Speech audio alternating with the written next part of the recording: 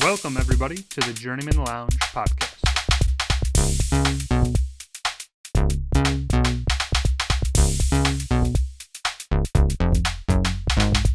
You better be praying to God because, you're 14 and losses in a row. You're going to need Jesus. Am I wrong? I thought you were pretty wrong, yeah. Right. Welcome, you Journeymen podcast listeners. Journeymen Lounge podcast listeners. No, I got a bone to pick. My buddy AJ's been on this podcast. We go to watch the noon games over at what's right there off of 90 and Hoffman Estates. What are you talking about, man? Right off of 90, the bar. Buffalo Wild Wings? No. Rookies? Rookies, thank you. We go to Rookies to watch the noon games. And we get there. You know, I get wings are on special. I get some wings. He comes with an edible, and he dices it up. He's like, "Oh, it's part of a larger edible." Like He dices it up. Like he literally cut it to slices, if you will. And he's like, "Yeah, this is only like 5 milligrams." I was like, "All right, fine." Pop that in. You know, I'm drinking beer, watching the game. You know, eating my wings, enjoying myself. You know, half hour comes in. Okay, all right, we're feeling it. We're good. Hour comes in. That wasn't 5 milligrams.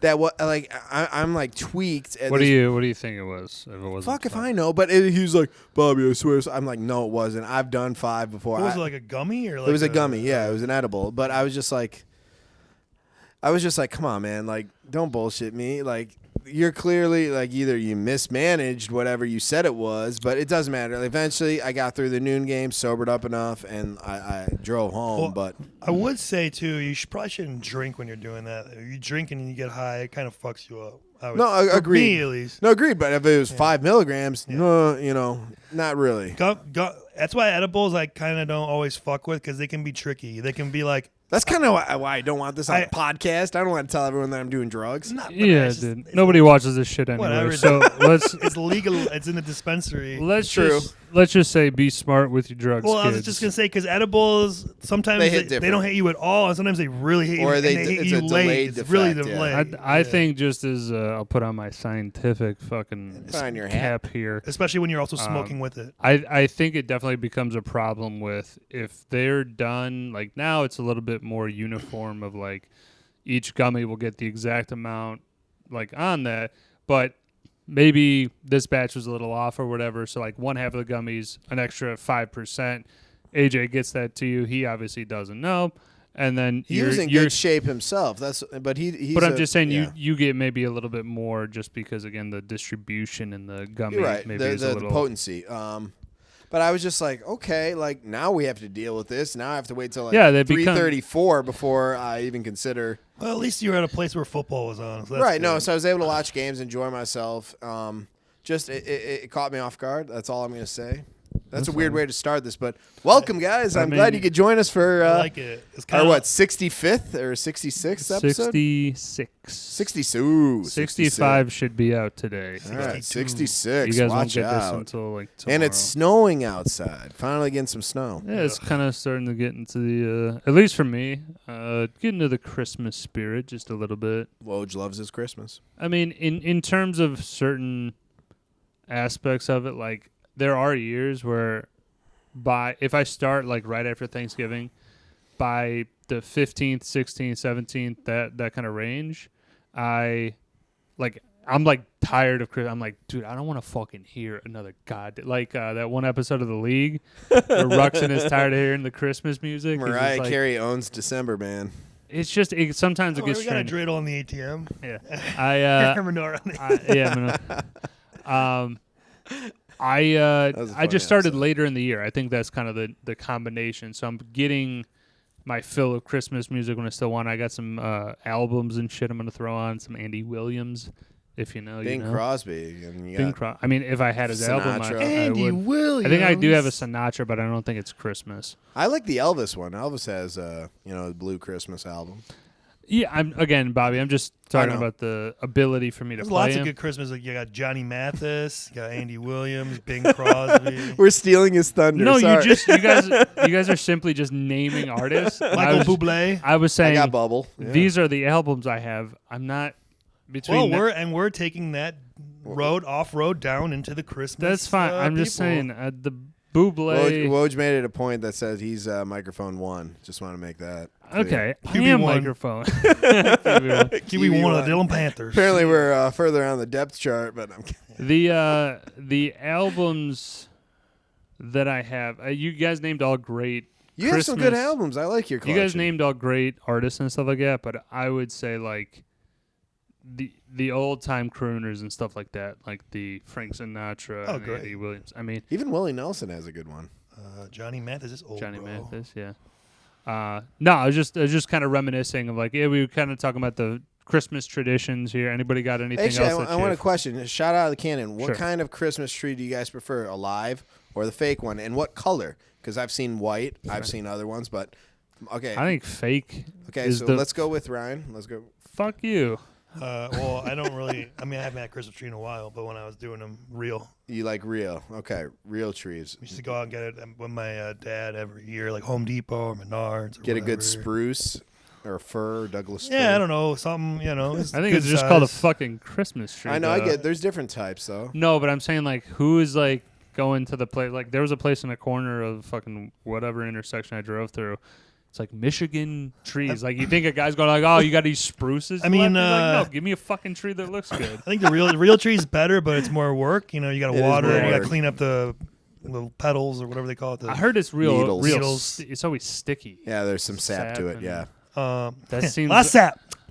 Yeah. What about you, Woj? Sorry, we buy. No, I was kind of posing the question to you guys of just like. You is said it- fake tree, right? That's Yeah, how you- yeah. But What color though? green. I mean, green with colored lights. I Fake don't. tree.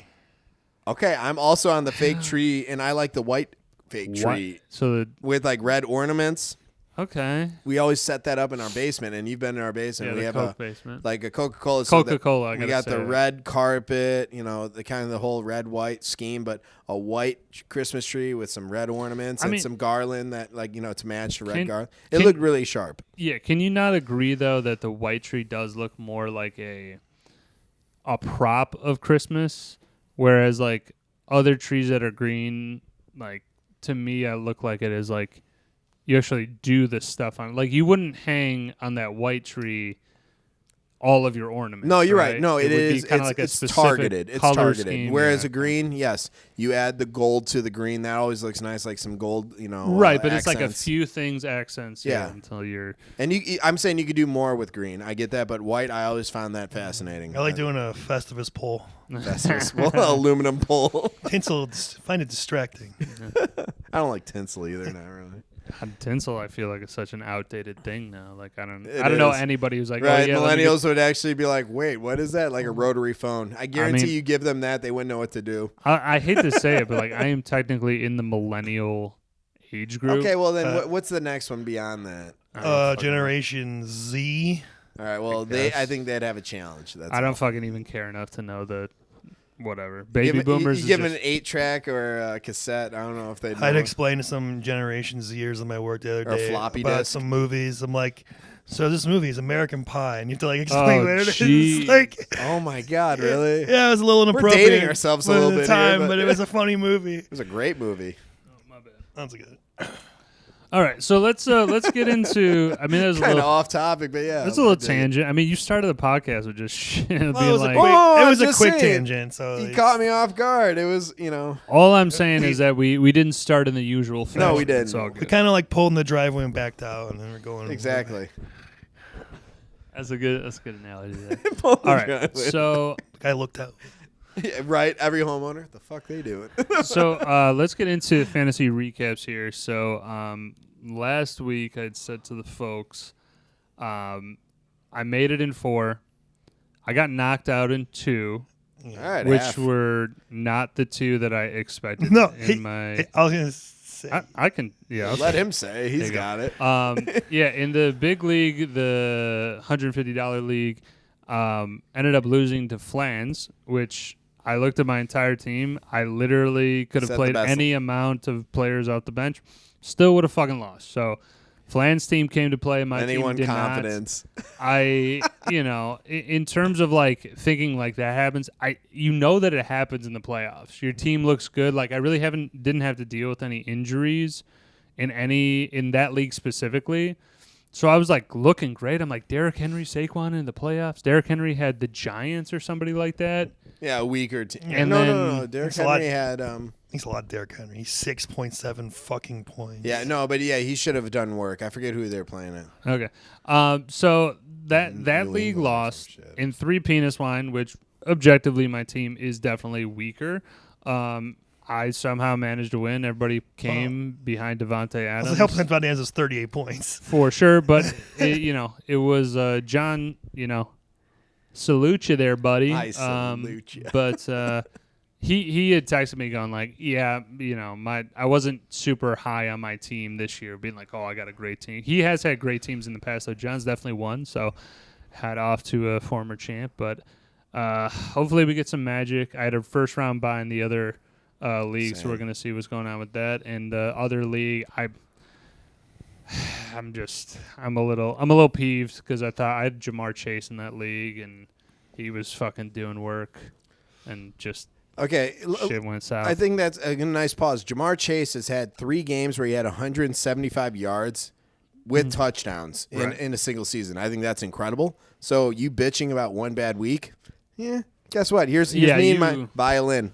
Yeah, you 100% misconstrued what the giant part of the thing was that I just lost in leagues that I was like, oh, I thought my team was better. Yeah, I get it. That's I was all gonna that. say that. Yeah, you're like more the peeved at. complete opposite. Like your really good team in the $150 league put up 87 points, and then Weak. your kind of like questionable team, who your second running back, you picked up, I guess, Ford, right? You got Jerome Ford, dude. Chubb got hurt, so My dude, he got like a 60-yard touchdown. and that team put a up big game. like 140 points or whatever, yeah, right? 135, yeah. Something like that. And That's Ford insane. has been on. He's probably on the waiver wire for most folks like a week or so ago. Like you could have grabbed him.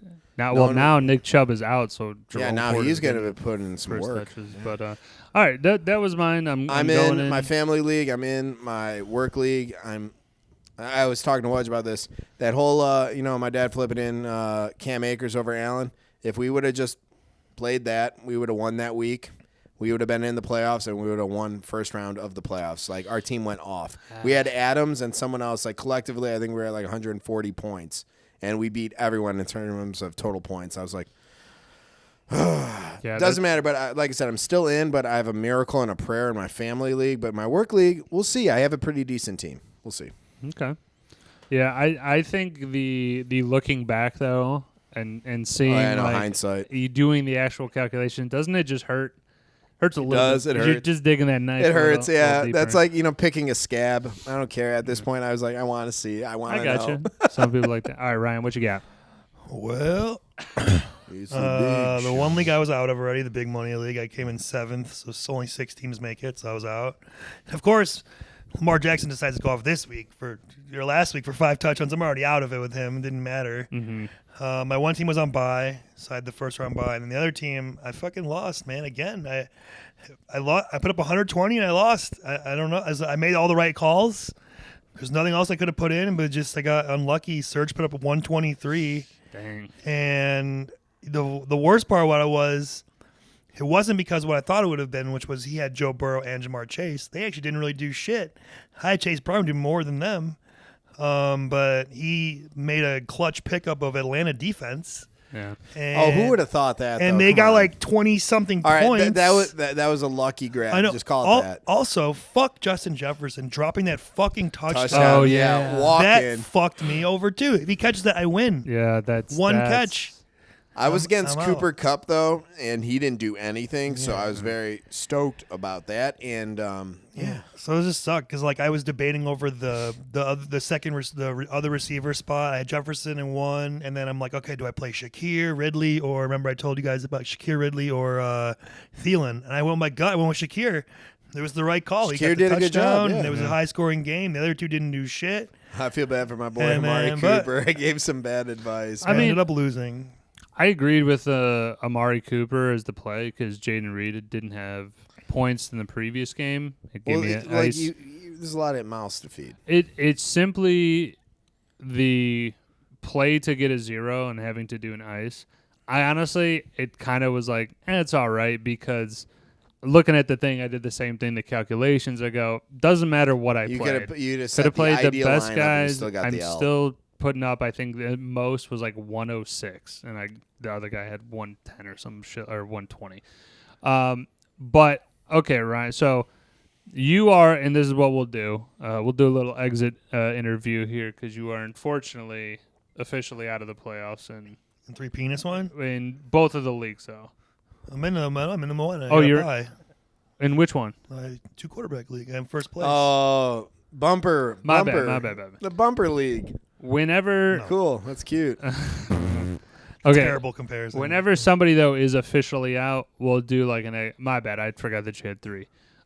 We'll just do like a little wrap up of like, hey, what went wrong in the season? You know, What could you have done better? So I was gonna say the team in your 3 penis one. I had a good fucking team going into the play. I really thought I liked my chances. I had like a core of 4 pretty good running backs: Chase Brown, Yep. Derrick Henry, Yep. Devin Achan, and Tyrone Tracy.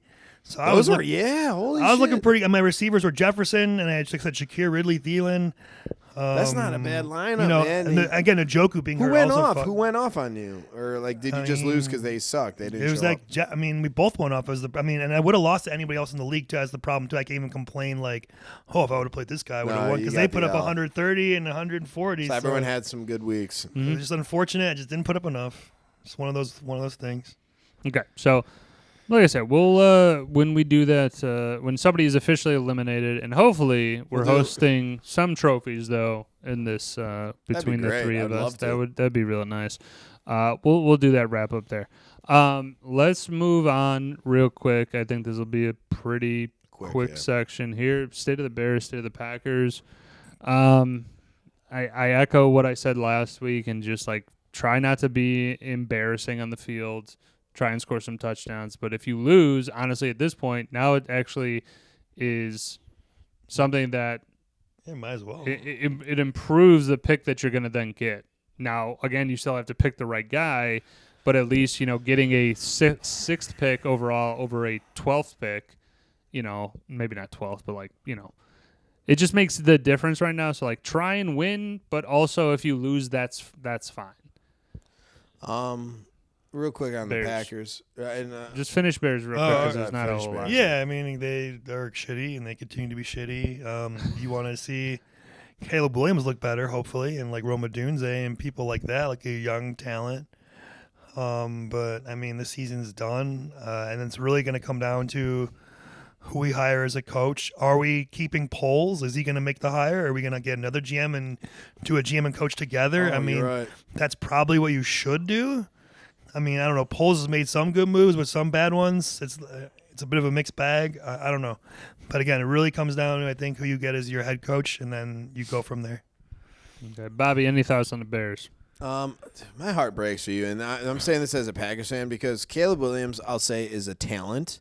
I think that he's capable. I think that with him behind center, you guys, especially with the assets around him, you should be winning more games and decisively winning more games. So this is a management issue, and I think it's being echoed by every professional analyst in the sports arena, whatever. But my heart breaks for you. I love that you guys are being terrible in the NFC North as always, but yeah, it's kind of like pity now though. It is at this point. It is pity. Green Bay still doing well. Jacobs, keep him involved. Like you said, Reed has fell off a little bit as the explosive big time player, but I think in games, I'll just say this. I think in games that we're up against more competitive, like a Minnesota or a Detroit, we're going to see a Reed have a 40-yard touchdown or something like that, because he is capable, and I think that we're going to have to pull that rabbit out of our hat. Seems to me, I don't know, I don't watch all Packers games, but there's a correlation of all right, here we go. Josh Jacobs doing better and Jaden Reed doing worse. When he does well, the other guy doesn't do well. I would agree. I think there is a direct I don't correlation. know why that is, why you can't even get them both going, but it seems like because at the beginning of the year, Jacobs wasn't doing shit. Jaden Reed was doing well. amazing, and now it's the opposite. No, I think there's a direct correlation. I think that's a valid point because it's just touches. I mean, maybe it's that touches. If his run game's good, if he's putting up 4 or 5 yards a run, well, why change it? Yeah, I saw some of the numbers for Josh Jacobs. Like a couple games, he has 29 attempts just rushing, and it just means that ball's going to him instead of Jaden Reed. And those like 4, Jaden Reed is, like you said, big play guy. He only needs 1-2 touches, but like, why wouldn't you try him? Right? Why aren't you go to him instead of Dontavian Wicks, who's like can't catch a ball? He's been struggling a little bit, but you're right. I kind of like the Brett Favre idea in the sense of early on in the game, throw something deep, throw something big, because you never know what might happen. So. I would love to see it happen. I think that he looks a little woozy there. Yeah, he does. Yeah, he does. I'm hopeful for the Packers in the playoffs, but we'll see how we do. Because right now, Detroit is decimated with injuries. All right. Think about it. You lost Montgomery, too. Now you lost your Knuckles. To me, that means Jahmyr Gibbs is just going to have like fucking 2 touchdowns now going forward. You close off the ends, make him force him in a gap. I just think Jahmyr Gibbs is like, he was eventually going to take over for Montgomery in Detroit, but I digress. I mean, I'd be more concerned about the defense, the injuries. Their defense, Hutchinson's a lot of gone. secondaries. All I'm saying is that Detroit can still put up points. Tim Patrick is like coming up, but just for the Packers, man, like, okay, you're good right now, but like you still have to win games. Like you can't just be like, we can't coast it. No, we got to win. So I mean, as long as the Packers come out with that tenacity of like, hey, let's fucking win. You got another thing. Are we playing the Bears again? Yes. I think okay, so we got that one. One more last game of the week year, 18. So yeah, we got that dub there. Okay. But all I'm saying is that you guys gotta keep winning, and then you guys will make it in, because that would be a heartbreaker, man, to fucking go over at the end here, because let's just say we'll see what happens with that shit. Yeah. Let's get into the picks for the let's go picks for the week. This is an interesting, I think, setup. I'm curious on how you're going to hit, because you're Mr. Underdog, but I'm curious. Okay, so the Broncos scored real quick, because we started this a little late. So Broncos scored. I was still riding the Broncos. I think they were a better team anyway. So what do you got? Broncos, Chargers. Chargers. I'm going on Broncos. Okay. Let's go. I can see either way. Texans, Chiefs. I got the Chiefs because Mahomes is playing. Chiefs. I go Texans. Let's go. Okay. Steelers, Ravens. I got Ravens. Steelers. Okay. Giants, Falcons. I got the Falcons. Yeah. Falcons. There's nothing going on for the Giants. Lions, Bears. Lions. They're not gonna Loins. do anything there. Browns, Bengals. I got the Bengals. Bengals, but it's going to be a closer game. They always do good division games. I mean, AFC North is definitely a tough division. Winston's sitting, though, then Bengals for sure. All right. Titans, Colts. I have the Colts. Same. Okay. Rams, shit Jets. game, I have the Rams. I'm going Rams, too. This is for playoff berth, so they're going to have to play. Okay. Eagles, Commanders. I got the Eagles. Commanders. I got Eagles, too. I think they have too many assets. Okay. Cardinals, Panthers. I have the Cardinals.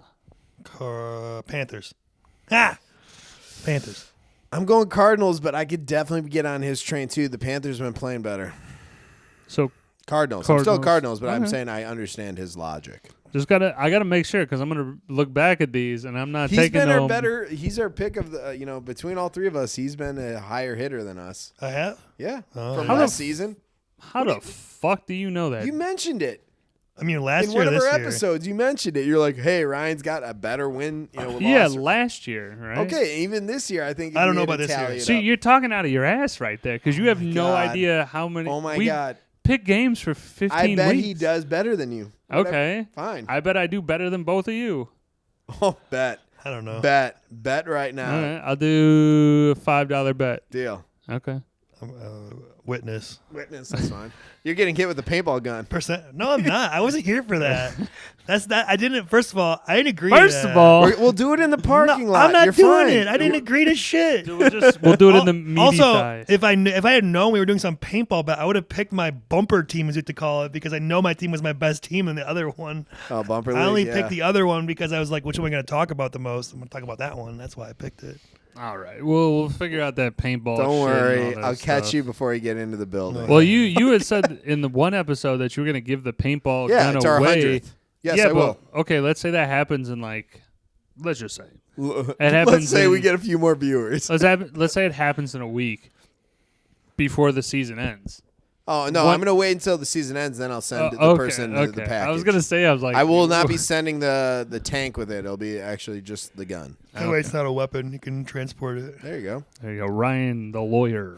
Hi, I'm Jack Kelly. I'm a lawyer. I know Esquire? about lawyerings and the law and things. Cats do not. Oh, what does he say? Well, I'll get home to Kitten our mittens. hot plate soon enough. Okay. Do you know what that word? Boilerplate terms and conditions. Well, filibuster. Filibuster. Do you know what that term means? You know All right, we bird got off law? track a little bit there.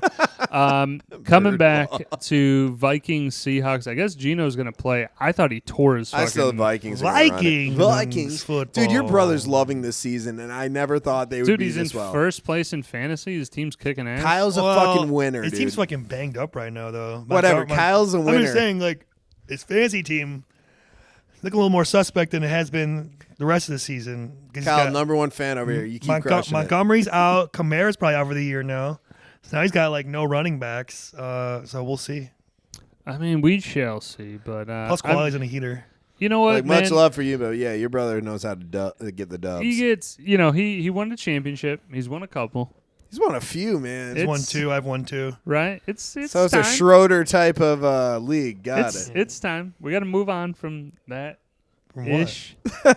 From glory. From the fucking shit not leaving the Schroeder's Oh. mansion. Oh, okay. I see how it. Yeah, mansion my ass. We need to. It was a facetious.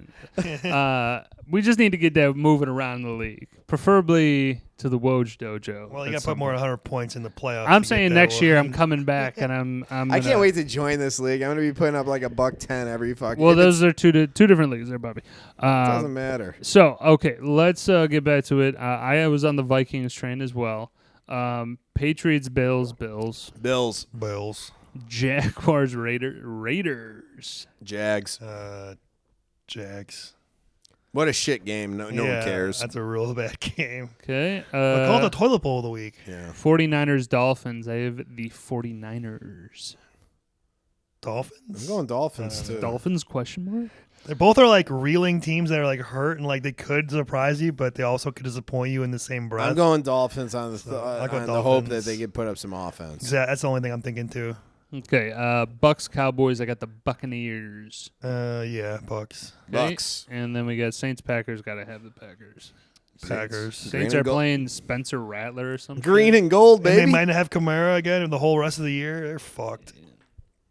Saints fans, sorry, Sean. Been a rough year for you, dude. I mean, He look is at- 1 He lost again, so he is 1 and what is it? What week are we in?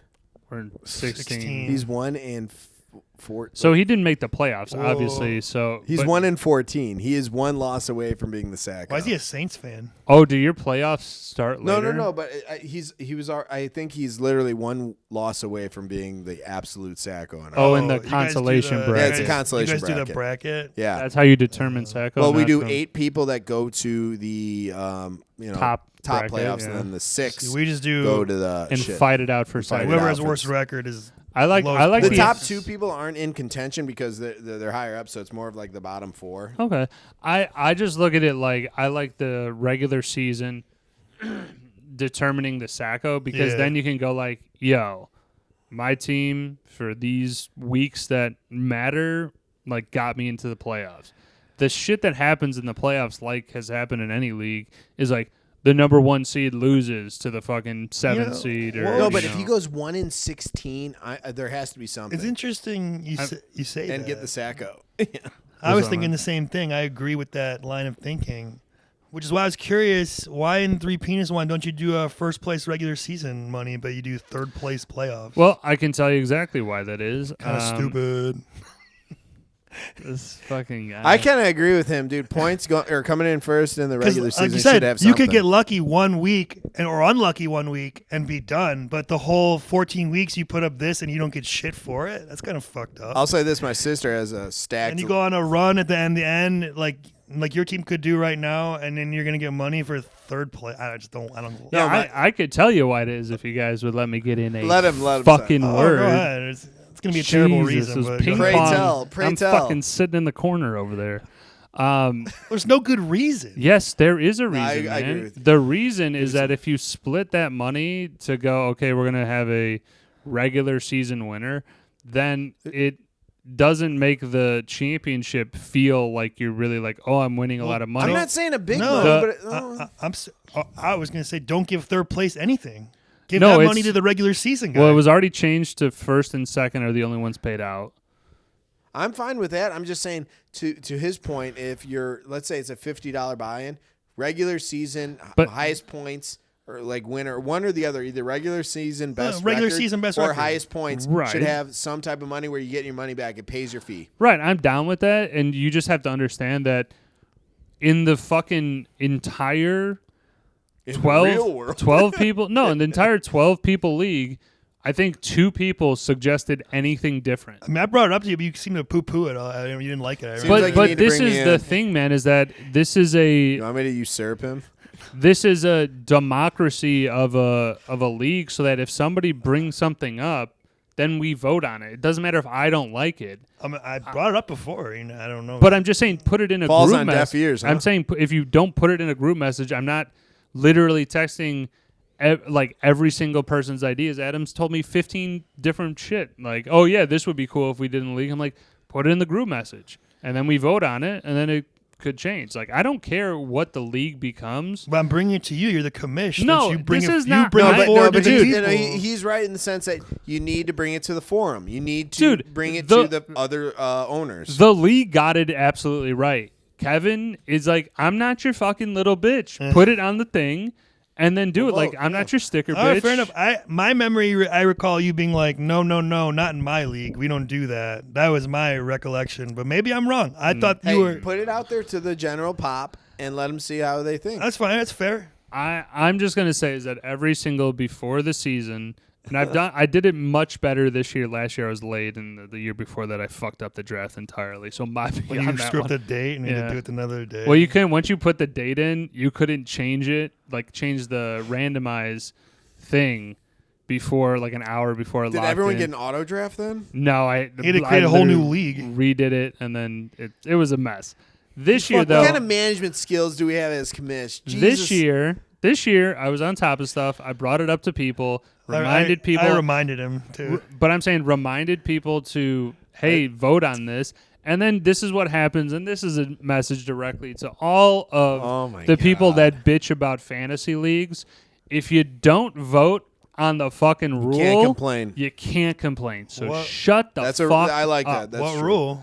I'm just generalizing Oh, because it has happened in leagues prior, and the bane of my existence as a commissioner is that when people are bitching like, oh, what the fuck are we doing a tiebreaker like this? I'm like, we voted on No, it. we voted on that. Yeah. What's I your voted on tiebreaker? that. Bench points or? It's No, record and then Points for. or points for. Well, if they have the same record, is it the same? Same record for Sacco is determined by points for. Which makes sense. Yeah, if you have less points, then you're not as good. Well, then if anyone puts up something different, vote on it and deal with it. Yep. That's really, again, just all that I'm saying is like that's how everything should be handled, because then it takes me out of the realm of having an influence on it and doing Well- stuff. I mean, that's unfortunately, Bobby, that's the reason that you're not in the league right now, is because I try to go as unbiased as possible. I understand that. Do a coin flip, and he lost a coin flip. You I should am have lied making about that and just gave him Two the spot. propositions.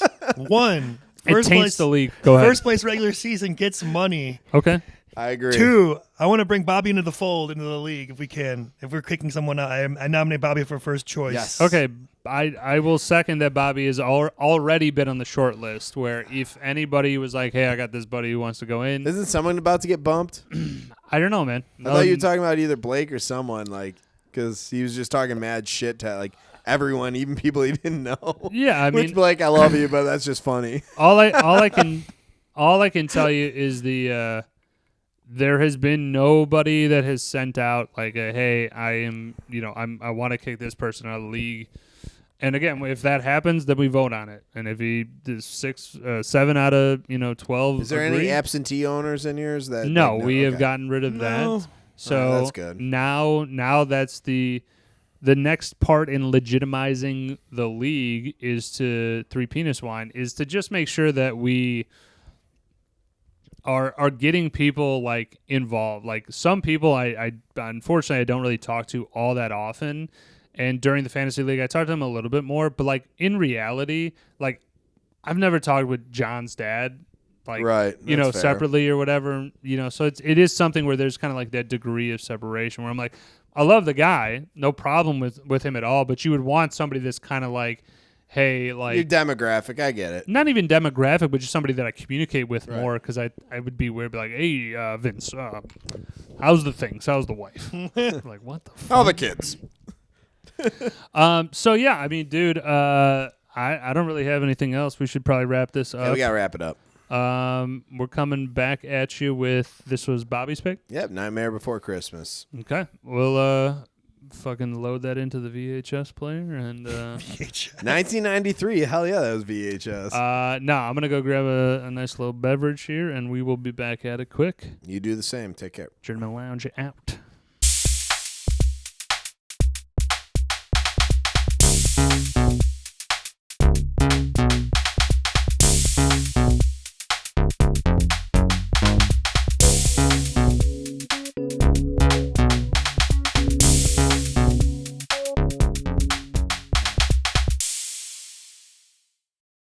All right, welcome back, Journeymen Lounge podcast listeners. We got our movie review for section, our second segment, if you will, of our podcast, and we're doing Nightmare Before Christmas. This is a 1993 film with a budget of $18 million. It took 3.5 years to produce. It's stop motion, which is, I think, incredible in the feat of the amount of effort, like physical production it took to make this happen. Every word, every sound, they had to change, their mouth out to make it seem appropriate. A lot of fun characters. I guess starting out, what's your exposure to this? When were you first introduced to Nightmare Before Christmas? Well, I would just say, Joe, to add that this is Tim Burton produced. Tim Burton.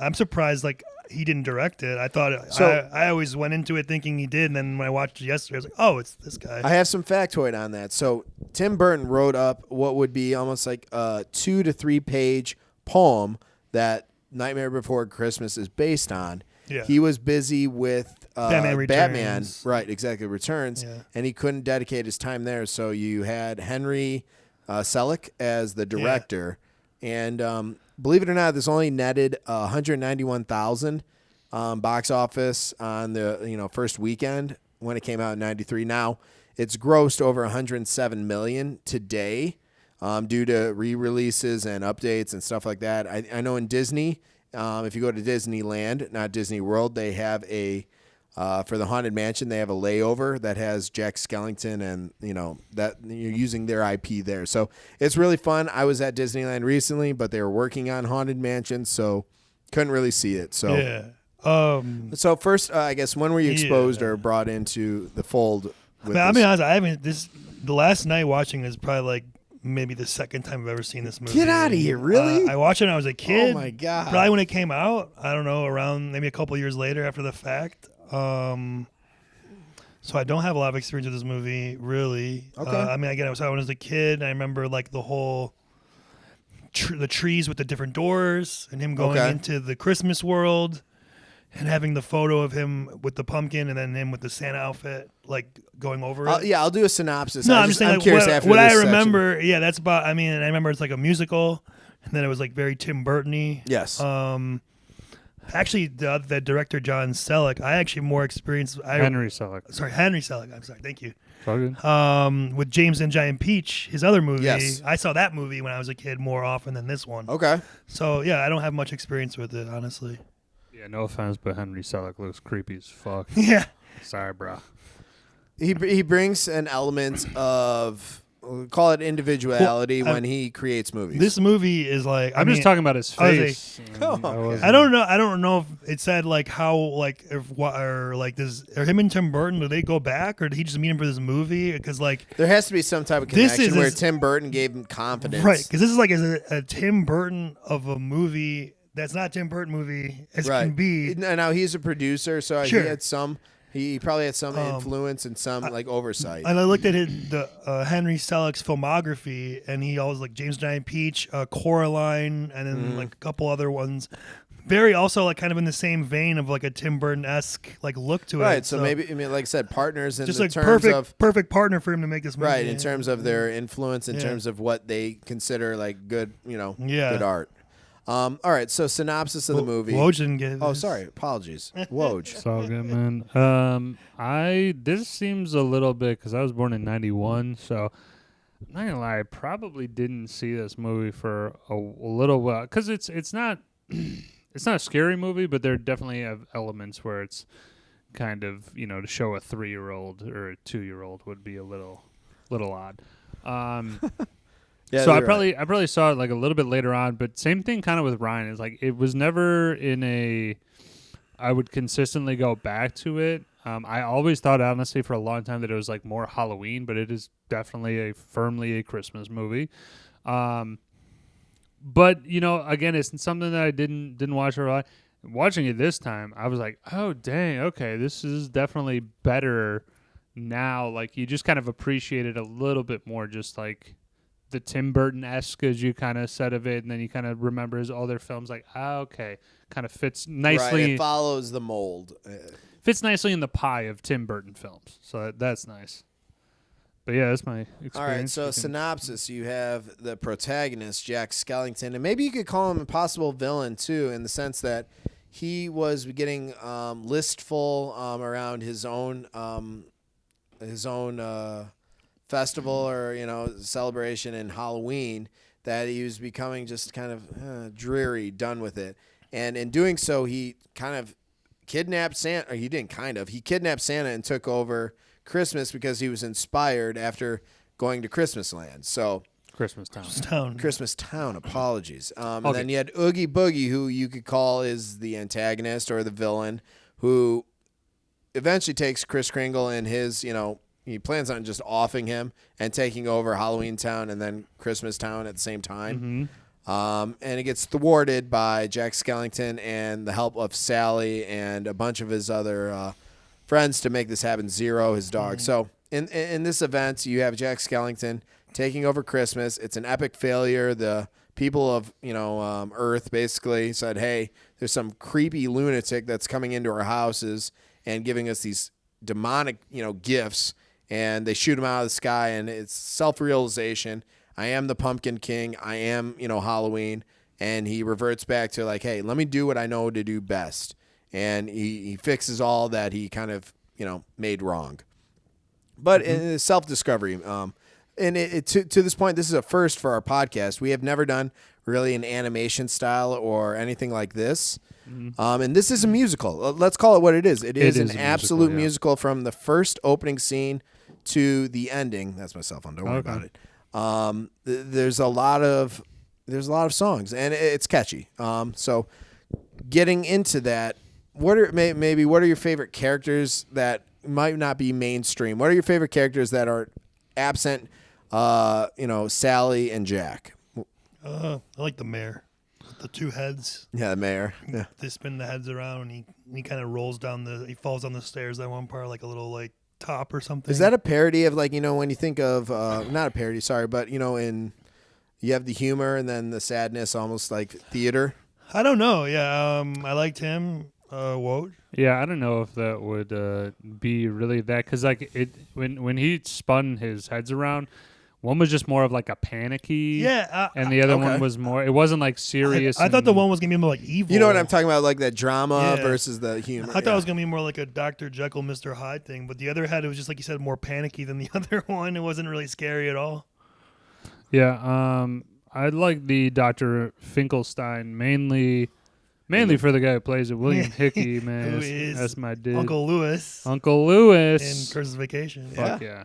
He does a great job. A lot of voiceover work. We have Catherine O'Hara. There's a pretty deep cast.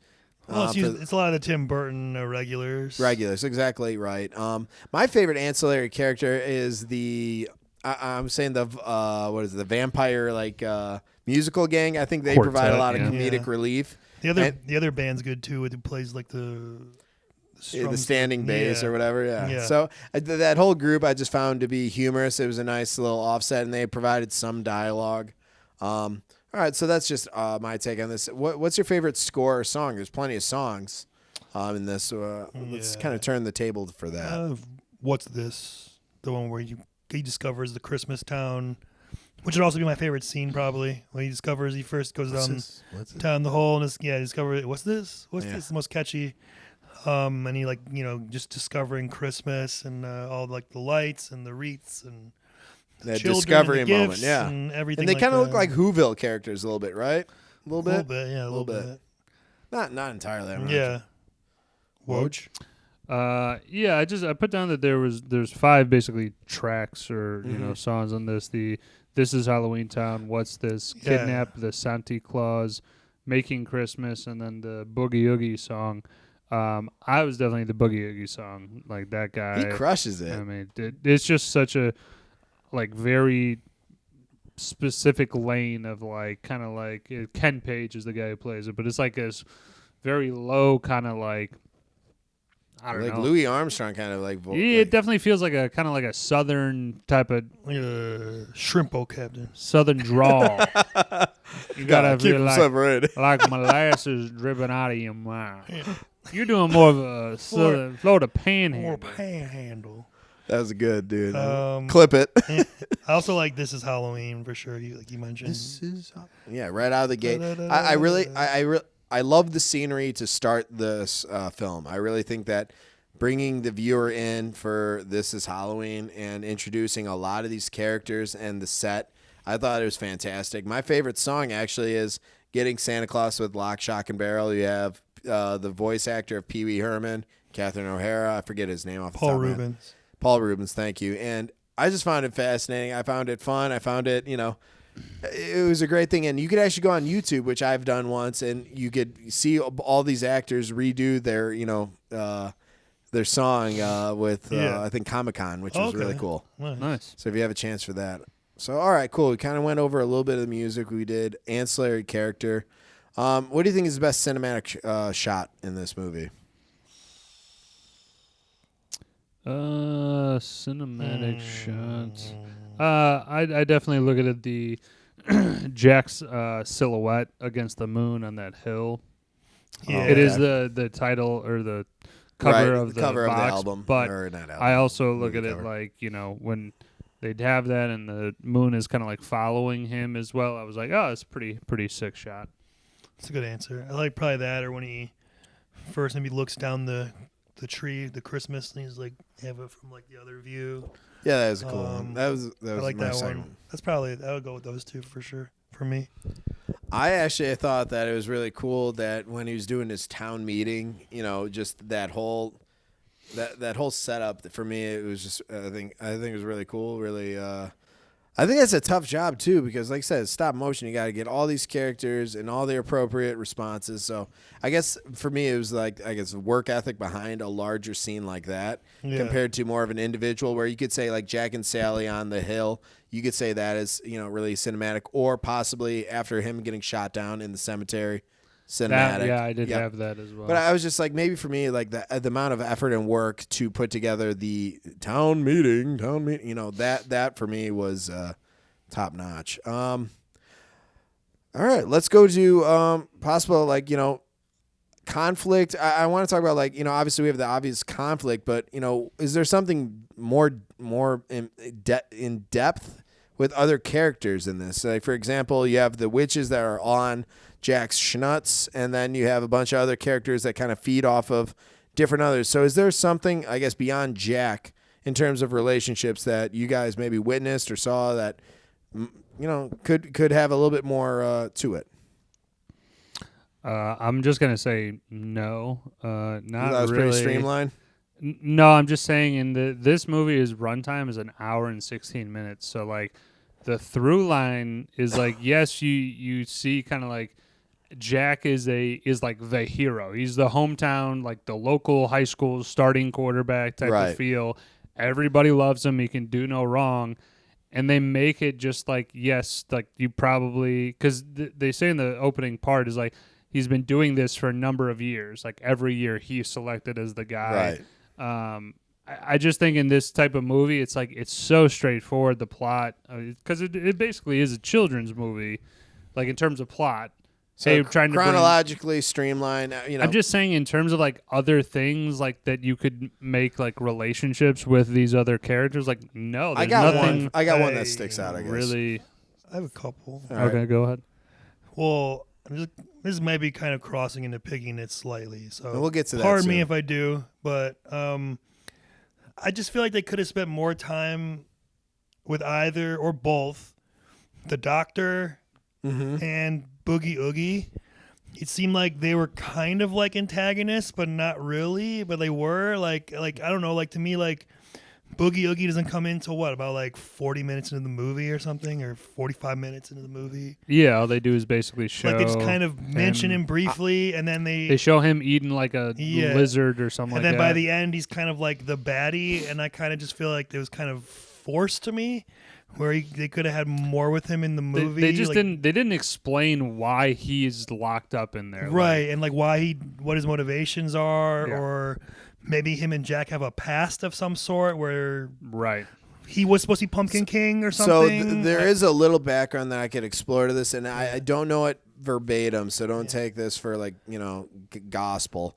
But there was a celebration that put pretty much Oogie Boogie about insects and this and that no longer gets celebrated. So he found, for me, he found his home with familiar characters. I forget the celebration itself. I'll have to Google it. I'll send it to Woj afterwards. Yeah. The what?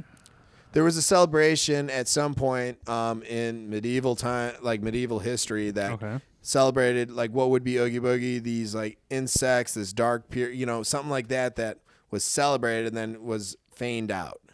So Halloween kind of took the front seat, and this thing took the way back. back. I think the 1700s kind of was a rough period for all witchcraft and wizardry. Was Boogie Oogie imprisoned there, or does he choose to live there? I think he chose to live there, but like I said, maybe he wasn't accepted by the townspeople. To me, again, with the movie in general, would have made it me like it more, enjoy it more, would be more of an antagonist presence, like throughout the movie. I feel like it's kind of like tacked on almost. Like at first you think it's going to be the Doctor, and then they kind of go away from him, and then the Oogie Boogie guy kind of comes in, towards the end, and then that's like it.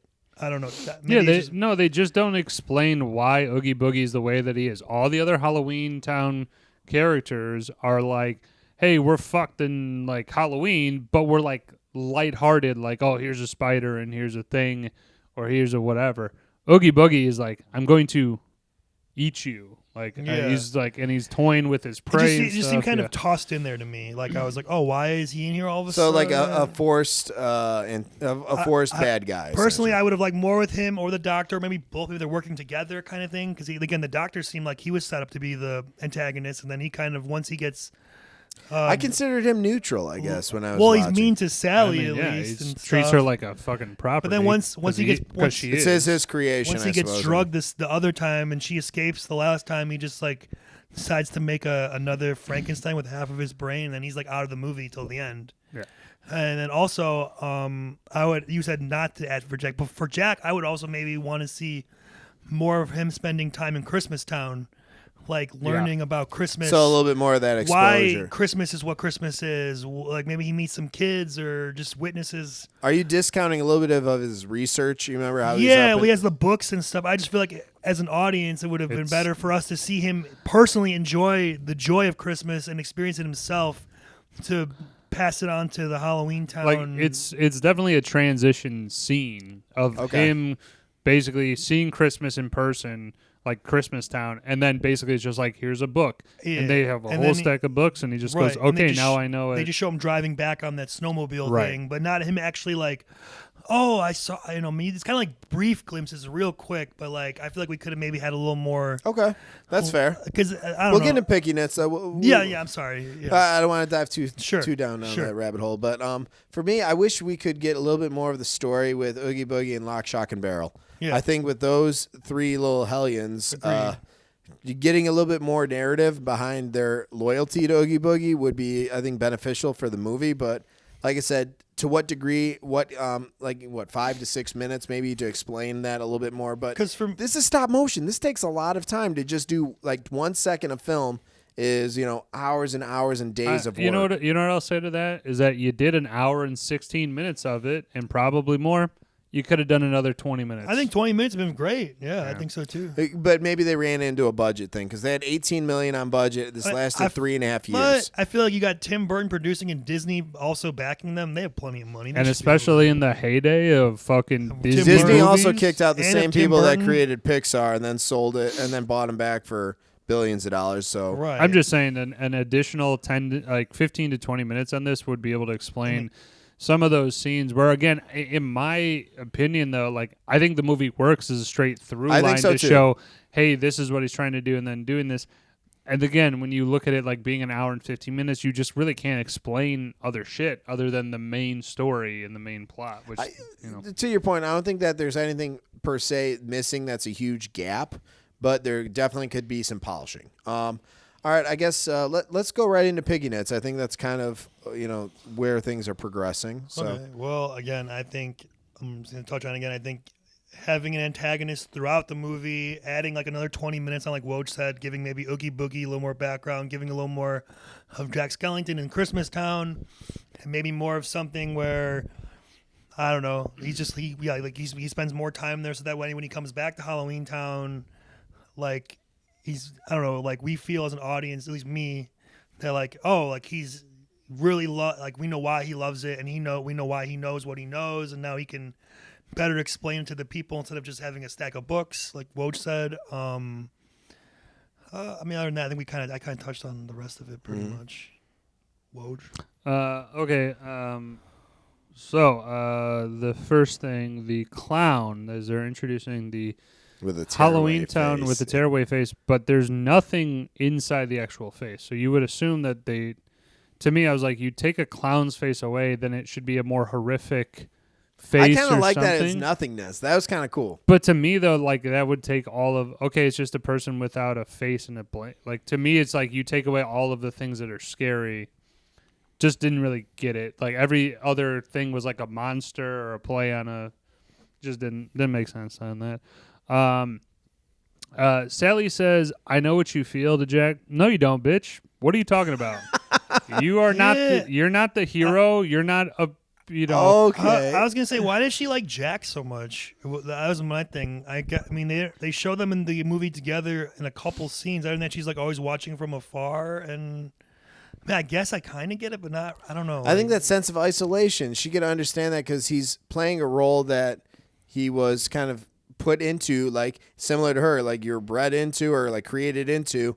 And for him to kind of like question that and then pull himself back a little bit, I could see why she has some. I guess for me, it's just like people always talk about Jack and Sally, Yeah. and it's like it's a big thing. And then when I saw the movie, I'm like, oh, like I don't really feel like the love from them that much to me. I don't know. Maybe I'm just weird or something. I don't. I didn't. It was fine. I don't know. It just wasn't a high priority of the plot Like, to is have this- a love interest. Yeah, like seemed they needed to like do that more with it if they're going to do that or something. I don't know. Yeah. Halloween Town or Simple Creatures. I don't know what I was meaning with that. Why would Sally return back to the Frankenstein, the first guy, She needed Frankenstein? her arm, I think, right? That was the whole thing. She needs her arm back. Dr. Finkelstein. No, like the first time though, she runs away and then no, I'm sorry, with the arm, yes, you're absolutely right. But then she goes back again, and then she goes like she does it multiple times. It just doesn't, to me, it's like, okay, now, and then you see when she falls out of the window, she can actually do it herself. Yeah, but she was walking and limping weird. So call it maybe she wanted to get more precise treatment. You saw her kind of flailing a little bit once she sewed herself back up. That's all. That's the only thing that I could maybe comment to. I'm almost thinking like I'd have like a completely different movie plot for this movie. Like, or I don't know, like go ahead. He goes into Christmas Town. Jack discovers it because he's bored. Keep that the same, but he stays there longer and he becomes, warmer to it. He becomes changes. We see his character grow or develop. Meanwhile, while he's gone in Christmas Town, Oogie Boogie and the Doctor are taking over Halloween Town for the bad, for the worse. Okay. And something happens. That'd be there. a good crossover. Spinoff. Yeah, when he comes back from the Christmas Town, he sees, oh shit, things have fucked up. I need to make things better, and he does it with his newfound Christmas learnings. I don't know. Okay, I like that twist. To me, because it would make it more like, and then you have an antagonist. What do you think? Like the almost whole more of movie, a logical more flow of of things. More of a plot, and then more like stakes and more of, I don't know. No, that's a valid point. Yeah.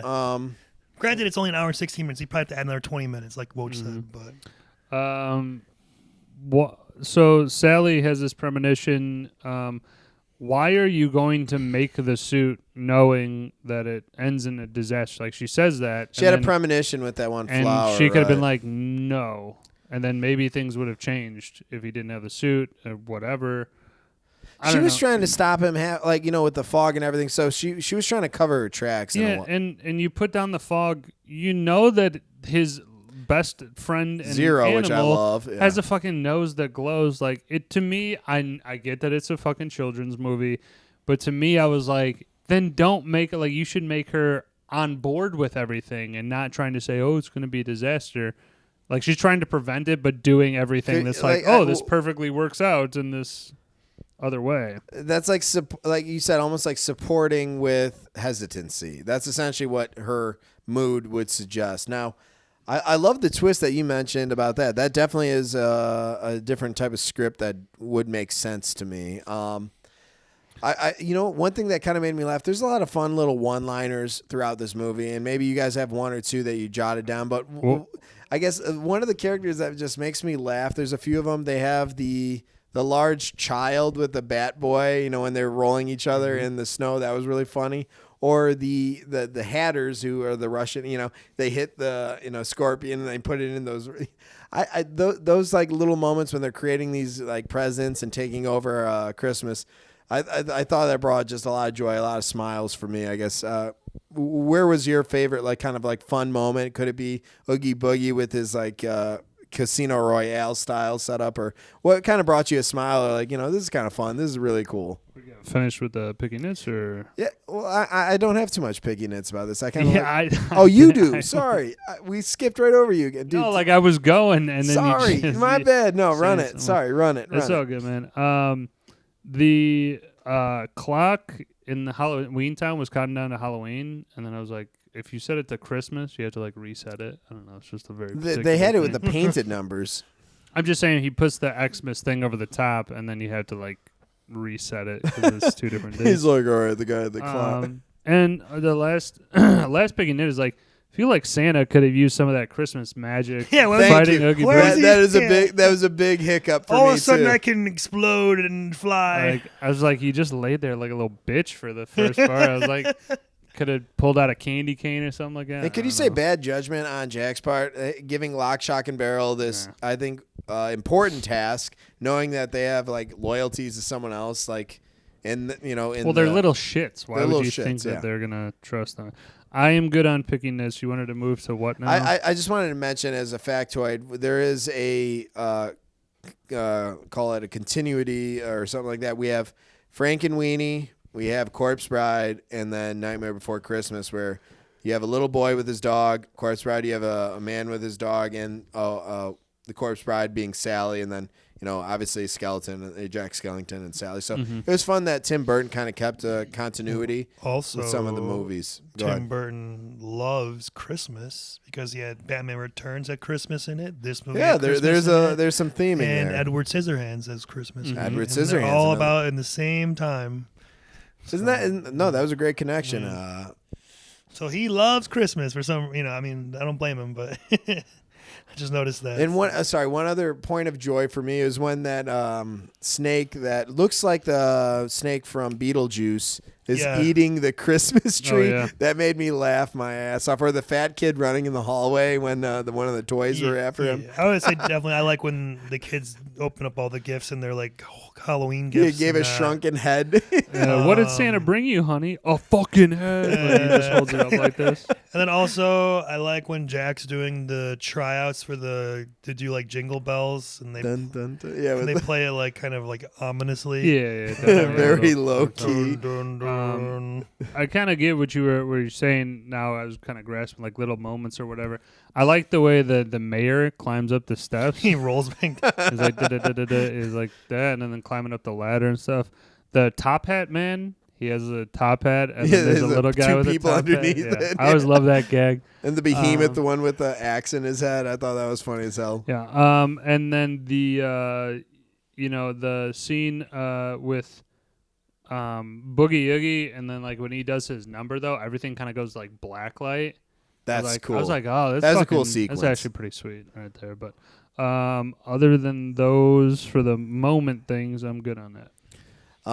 Would there be any, I guess, recasting or maybe add another character, remove a character that you would think that would make this movie better? Or maybe change a voice actor, if it made sense. No, I am actually a huge fan of, one, the cast is extremely small, and two, they again try and just like keep it on the tracks, train running, not trying to add in too much like love story or really anything else like that. Danny Elfman was a singer. Yeah, and voiced Jack Skellington for something. The singing voice of him, voice. which I thought was interesting because Danny Elfman, I looked at his credits. Boingo. I'm just saying I looked at his credits, so he really didn't do any other act. I mean, a little bit here and there, but... No, but he's a musician first. He was in Oingo Right. Boingo. He's a lead singer of that band, and then he kind of ventured into Composing. doing scores and composing. Yeah. So I think it makes sense. Danny Elfman, man, he's been in a lot of stuff. I was kind of more surprised that his voice and Chris Sarandon's voice, the acting for Jack Skellington, They blend well. blend pretty well. Yeah, if you didn't know that, I probably would not know that was two people. It sounds pretty similar. Yeah, I think that's a pretty common kind of thing for Disney to have one person do the voice, another person do the singing. Lion King does that. I know Aladdin. a bunch of other ones. I mean, but like the Tim Burton, common characters used, Catherine O'Hara, fucking Glenn Shaddix, who plays in Beetlejuice. He was like the appraiser guy or like the seance guy. He brings in his friends, like Adam Sandler. He brings a lot of the same folks in. Also, Jerry's apartment building manager in Seinfeld. He's also Good the catch. like liaison or assistant guy in what's the one with Stallone and Demolition Man. Yeah. He's great in that. And you got Paul Rubens, man. Paul Rubens, Pee-wee's fucking great guy. Greg Proops is a phenomenal fucking Greg actor. Proops, who's lying? Dude, if you know him, he's If fucking you know, great. you know, yeah. And then again, my standout you're my boy Blue, William Hickey. He plays Lewis in Christmas Vacation, as Ryan said. He is my favorite character in that movie, which we'll do it at some point, but without a doubt. Well, that guy, yeah, might as well. That guy. I don't know any other role that he's done. It's either him or that Shaddix guy I had. Yeah, for sure. I have Shaddix for Glenn mine for Shaddix, that yeah. guy. You could hear a dump truck driving through a nitroglycerin plant. Let's. You know what makes me laugh? Sorry, one of these. Yeah, go on. I trumped through the pumpkin patch. I did. You know that whole when they're trying to find Jack, all the narratives, all the little one lines. There's a lot of fun little happy moments. This is definitely a PG. Call it PG-13 because some kids could get scared from some of the scenes here, but. Older kids over, I think 6 or 7, they should be fine. I think it ends up being a PG just because the language in it. There's no swearing. There's no even like reference to any. Oh, Jack Skellington gets shot down by missiles. That could be. Yeah, the anti-aircraft. They're celebrating me. I just got a couple other little scenes and stuff like that that I again not seen notoriety. in a while. Sure, what good scenes? When he is experimenting with the Christmas items. Like, I just thought it was always so funny to see him, like, take a piece of the cookie or whatever. He puts it in the Crumble it. potion, Yeah, and then boy. Interesting. puts the what did he Interesting put up reaction. under the mic? Oh, a little bell, Cranberry. I think, cranberry, or like- cherry, whatever. the Ornament in the beaker. Yeah, he crushed an ornament, put it in the. He has the math equations on I the love board, that. which Chestnut is over an open Right. fire. there's like 25 square root. It Does looks this like something Christmas- you'd Oh see. yeah, the equation. That's funny. it's something you'd see on what's that show with Sheldon and all them. Like Big Bang Theory. it's like Big Bang Theory in terms of like this random equation just sitting in the room. So that was really fun. I Yeah. enjoyed that. And then the Halloweening up like Christmas items. So like they took the duck, gave it huge teeth and a fucking thing and red eyes. It was like, and this- the toy vampire, like the doll who right. That's what I had for the scenes. I still got quotes Yeah. and Quotes. switcheroo and spinoff. Let's We do kinda quotes, know. then we'll go to switcheroo, spin off, and then we'll rank it. I mean, I got a couple lyrics in here that I caught. Sure. Life's no fun without a scare. Thought it was pretty. I like that. Pretty accurate. Pretty accurate. This is not like a thing. I'm not like just drawing attention to draw attention. It's just more of a sign of the times. Is like in what's this? Jack is like, oh, they're celebrating whatever. How queer? And I was like, interesting. Like that they would like queer just meaning like it's festive and they're happy. I think he just means like unusual. Kind of. I mean, I don't know exactly what he was meaning. It's just something that I was like, 93 is like, yeah, that's. It's Right, like, yeah, again, it's no, I under get the it. guise of like a PG film, too. Queer can be gay or it can be like irregular. Like I think it can be two meanings. Right, Where it's and- kind of like something just feels a little weird or off. It's just always, I think, like, just me personally, is like when it's in a kid's film of any decade, like, Yeah. Disney has some dark shit in the past. Sure. You Like know, I that said, it's like, we don't oh. need to explore. Like, it I'm is not what saying it let's is. dive into it. I'm just saying Right. it's like, it's kind of Just an interesting, point of fact, yeah. For the time. It makes sense. I also guess like again, they're praising Jack. He's like, "You made the walls fall, Jack." Like just saying Yeah. wild shit. The mayor, I'm only an elected official. I can't make decisions by myself. Oh, that was good. You got anything, Ryan? You just stole mine, you fuck. Okay, well, I'm just kidding. a good No, one. you did No, steal there's a that. few good ones. I don't know. It's time to sound the alarms, and then it's like a cat siren. The tail. Haven't you heard of peace on earth and goodwill toward men? No. I got they just did a quick shot of like they're getting the military's like military units are mobilizing to take right down Jack Skellington's great.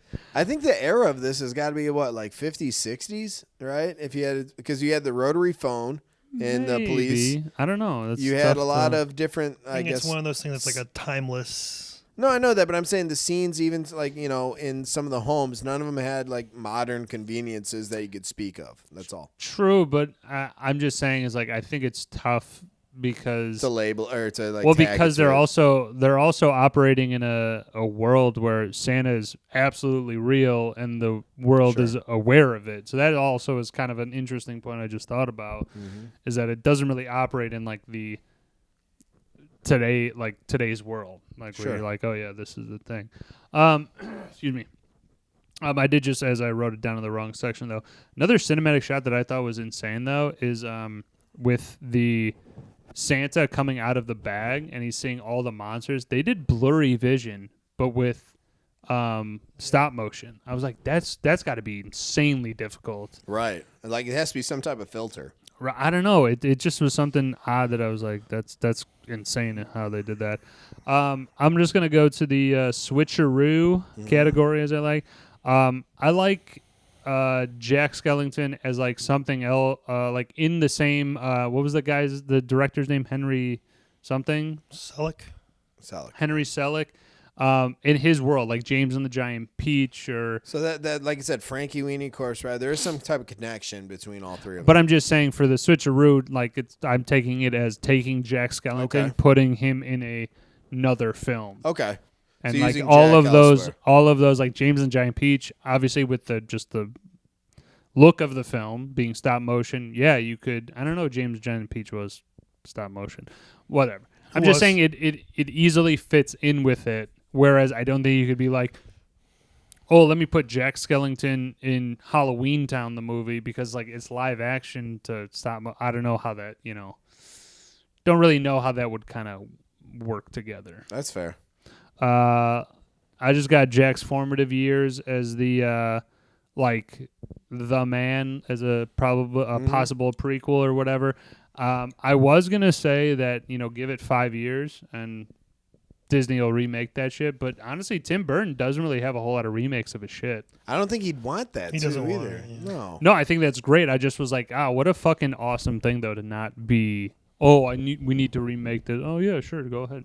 Right. All right, I've talked long enough though about that, Bobby. I'm gonna throw it back over to you. What did we Ryan, miss? quotes and spin-offs.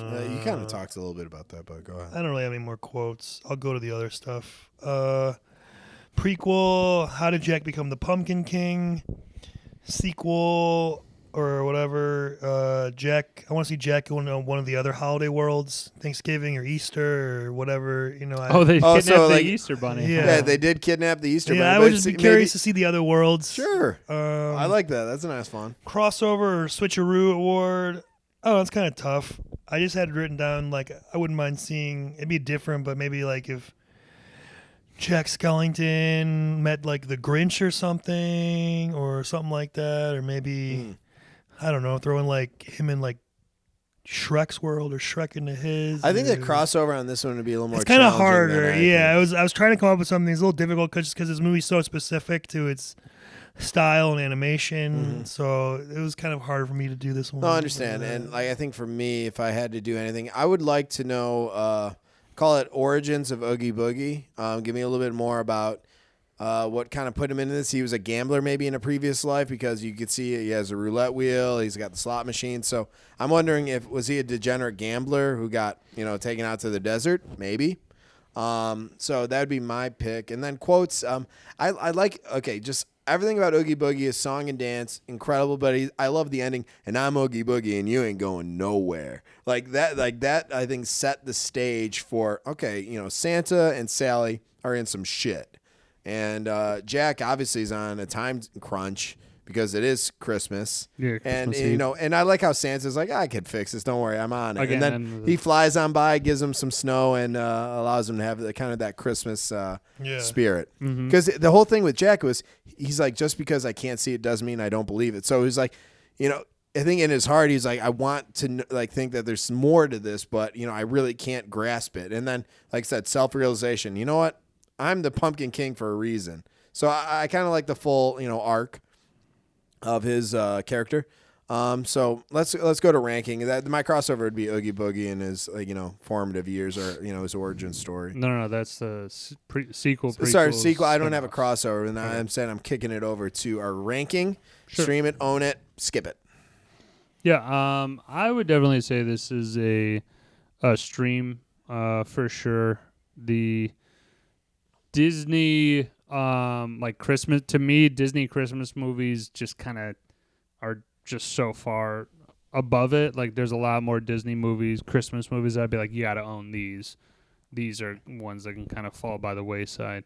That being said, I still think it's like this is starts the era of like being able to do stop motion, just like different shit that you're right. You didn't see in the 80s. More innovative ideas. Yeah. So that definitely influenced the rating, which I would probably throw at like an 8.5. Okay. Like I absolutely thoroughly enjoyed like the story, the thing. I love the musical part of it. The music of it is great.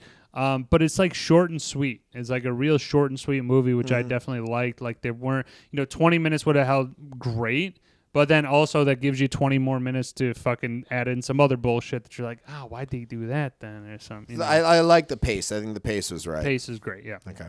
Ryan? He starts Oh, laughing. he's smiling. Starts laughing. The biggest piece of shit. No, I'm not gonna go like that. No, be real. I am gonna be real. All right. This is not my type of movie. Not my cup of tea. I don't like musicals. I'm not a big Tim Burton person. Okay. I've only seen this, like I said, this is like my second time. So I have no nostalgia for this. Right. I wasn't a big fan of it. I gotta lie. It was only an hour and 16, but it felt like 2 hours. So do you say skip? It felt long. I'm a skip for me. Okay, skip for you. I mean, I think that again, I can appreciate like the stop motion and the whole like Tim Burton's style is cool. It's not my thing, but I think it's his thing and it's cool. I'm not saying it's bad, but it's not my thing. So I think I went 6.7. I think you're being generous with that too. That's okay. No, I mean, I don't know. Like, You'd say mid-6s essentially. yeah, it's just like it's got good quality as far as like production and its uniqueness, and I can appreciate that. And I know a lot of people love this movie, but for about me, 6, 7. it's Okay. just not my cup of tea. you know? All right, I could appreciate that, and like I Yeah. said, part of this whole movie review is Yeah. kind of pushing the envelope, changing up the format, seeing what Like- works, what doesn't. Like, you know, it's funny. Like, I don't like musicals. I love music and I like movies about music, but I don't like straight up musicals. Which like, this is. Let's be honest. I Right, think and a if you- good 60% of this is I feel musicals. like if you don't like musicals, it's probably gonna go already like a grade down than normally would be. You know what I mean? Like, the only musicals I think I've said it before, I really like would be like the Disney ones when I was growing up. Like I know Aladdin you're a huge and Lion fan of High King. School Musical. I get No, that. like Aladdin, Lion King, like Mulan, stuff like that. But that's because again, I I have like nostalgia for it. I grew up with it. Well, that's the Disney charm. They throw a lot of different musicals You or know. music effects or like song and dance to a lot of their movies. Generally, I don't like music like that. Like I like it in a movie if it makes sense. Like that thing you do where they're doing a concert or they're recording a song or Right. Okay. But in that where they're like, I'm gonna sing to the camera and I'm turning here and let me talk to you and you know, I just feel weird and uncomfortable it. watching it kind of. Like, I don't dig know, it. it's just not my thing. So That's fair. I that was appreciate basically it. equivalent of I'm singing. and I'm I'm in a singing, star, I'm in a and train. And No, I I'm mean, coming from a guy singing. who's like more into like that Pulp Fiction conversation is like, hey, remember when, you know, your tire was like kind of low on your front end, and then you kind of bring it into like you like more of the, I think, down to earth conversationalist pieces in movies. I think more that relatable. Well, Call it that. I like dialogue, I like characters. No, I get that. So like something like this, which is action. more musical, artsy. Yeah. Very, like I said, I love the originality of it. I'm a big Tim Burton fan. I think that the characters that were created, developed for this, all served their purpose and didn't take focus away from the overall storyline. Love Zero. I'm a big dog fan. I had dogs growing up, so having him kind of be a pivotal character as well as part of his journey. I give it an 8.8. I'd stream this or own it, depending on your, like I said, your take in terms of musicals. So, like I said, I'd be teetering on Okay. it. What about for you personally? I like to own it. Oh, I'm going to okay. own it, but I'm saying for those folks that don't quite adhere to the musical like type of setup, then just stream it. If it's on TV, check it out. It's not a very long film, Yeah. and then maybe that's to its credit. It's a shorter movie, so you could you're not going to be sitting there for hours on end, trying to piece this together. It is- I think it's a good movie for trying to introduce your kids into like more like not scary stuff, but like at least pushing the envelope. Like Right, you're for beyond a Blue's while, Clues. for a while, the kids, a kid will watch like puppies and fruit getting cut and bullshit like that, and then again, you kind of like introducing. This is a nice introduction to the real world. Like shit's not so cheery and happy. Like a little bit. Yeah, again, I think this movie has more of an antagonist to it. To me, I'm into it more. It improves the plot. To me, the plot is just kind of like, blah. I don't know. Like he likes Christmas and he wants to bring Christmas to there. That's fine. I don't know. Kind of again. It's a kids movie though. Well, yeah, so but that's- kids movies have No, villains. I'm glad that we you kind have of. Jafar and Aladdin. You have Scar and Lion King. You have And I know, but I'm glad mean- that I kind of moved the narrative because Yeah. we've never done something like this on our pod. Yeah. So I guess I'm a trendsetter, a pioneer, a visionary. I'm okay with those roles, those titles. You're saying a lot of words, but I'm just trying to get under his skin. I'm a good. little I'm bit. not. I'm No, I appreciate it. Yeah. And like I said, there's obviously some fallout from one of my ratings in the past, but we're feeling it now. That's one of okay. them. I appreciate everyone. Like I said, it's a good family movie. I think that if you have a chance, go check it out. Even if you're an adult or if you have kids, it's a cool movie. And Tim Burton doesn't, he doesn't put up shit. I mean, I will say, like I said, I can appreciate the original story and the idea. I think that's really cool. Yeah. The idea of the movie, I just think is maybe done a little differently for my taste, but that's my taste. So I'm not like everybody. You want to put a bow on this, or do you want me to? Well, Woj. we're gonna tease the next. Who's teasing? Yeah, who's next? Oh, Woj is next. It's me. And we're doing our what? This is the the Christmas. Yep. Final so- Christmas. Final Christmas doing- movie. Yeah. Well, we'll see. I mean, now that this is gonna end, honestly, like the day after Christmas, I'm definitely thinking that we need to either extend it either way, so we get more Christmas movies in. Otherwise, we do 3 a year, and it's like, yeah, we could kind of. Are you saying you want to add a fourth? I'm just saying we maybe start it earlier. Oh, Or do it a week later so you can get another Christmas movie. Because I'm still kind of celebrating Christmas and the You're holidays. a Christmas guy, dude. I love it. But I'm still celebrating it after Christmas, really up until New Year's. And then I'm like, all right, we can take. I understand it, and yeah. do whatever. So I have chosen. This is my number one. Number one Christmas movie of all time, The Santa Claus. Yeah, let's All right. go. With Timmy Allen. Let me Tim just Allen. say, Woj, when we do the boardroom lunch scene, clear out because I'm going to go to work right there. Okay. And I'm excited. I love that I movie. mean, Bobby and I were talking about maybe for if you're that passionate about it, maybe we grab somebody the actual dialogue and then I don't need it. I know you don't. No, need I'm just it, saying but we could do a read. We actually print it out. So and that- Sure. so that you're I would not, love that. You're not doing We'll do that. Maybe both incorporate sides it. because some Yeah. beast thing. Sorry, we'll do a table read. That'll be fun. Oh, that's great. Santa Claus rolling down the block in a band. Panzer. Get ready. It's gonna be quote heavy, but I do not. Dude, we're give doing a that fuck. table read. I love do it. it. All right, so the Journeymen Lounge podcast will write again next week for Woj. And Ryan. And Bobby. That's a wrap. Merry Christmas. Merry Yeah, for Christmas. everybody Enjoy who's the watching. holidays. Be safe. I will tell you this one's gonna come out definitely earlier than the last Happy one. Hanukkah. But yeah, let's fucking do it up. Christmas. Did you say Happy Hanukkah? Happy Hanukkah. Sure. Merry Kwanzaa. or Happy holidays. Kwanzaa? Let's go PC on it, bud. All right, here we go. And we're gone. Good finish. Bye. Yeah. And see ya. Dude, again, nobody's watching till this point anyway. Not even my brother's watching to this point. Who gives a shit?